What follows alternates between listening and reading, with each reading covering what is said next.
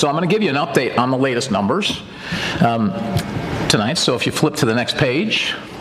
So, because we're hearing all this about COVID and everybody's getting kind of the fear back in them, and we hear, we have, like we saw tonight. So this is what's happening. Now, you have to remember that in the beginning of this, cases were probably much higher. They were much higher than they were in November, December. The fact is we didn't have any testing.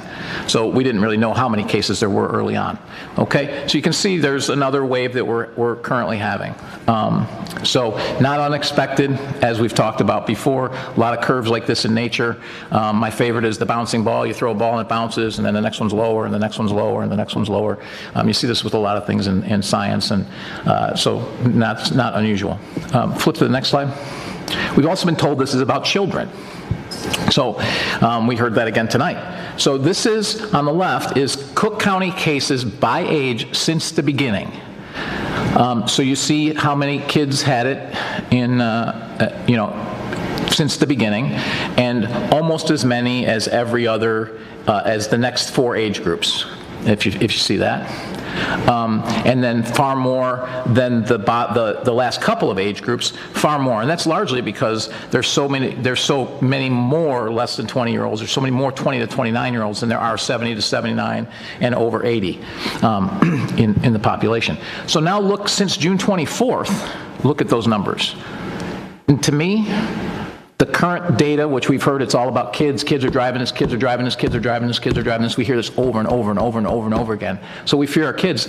I don't see anything different here as far as our kids. I mean, this looks pretty much like the same trend line we've seen since the beginning of this, as far as kids' cases relative to everyone else's. Flip to the next slide. Hospitalizations by age. So on the left side, this is since the very beginning. Okay, and we hear that, again, we've heard kids recently. Look over at the right. Does that trend look much different than the one on the left? This is since June 29th. So this is the last, 47, 48 days.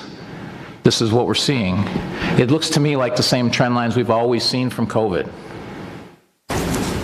Flip to the next slide. This is in the last 10 days.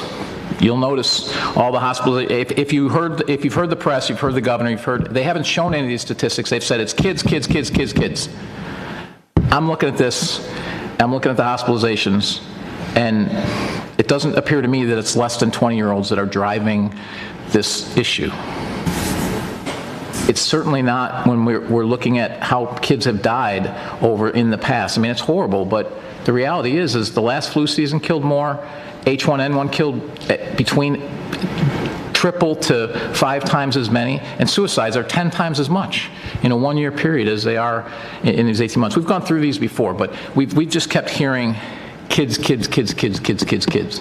And I think that's a shame that we're making us afraid of our kids. And I've said it time and time again, it should be the parental choice of what to do.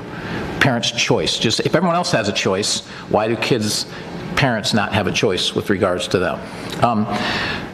So that's it on the data. I just wanted to show that to you. And as you can see, the data still doesn't support that unilateral decision by the governor. What we're doing to children and have done throughout this entire pandemic it's unacceptable.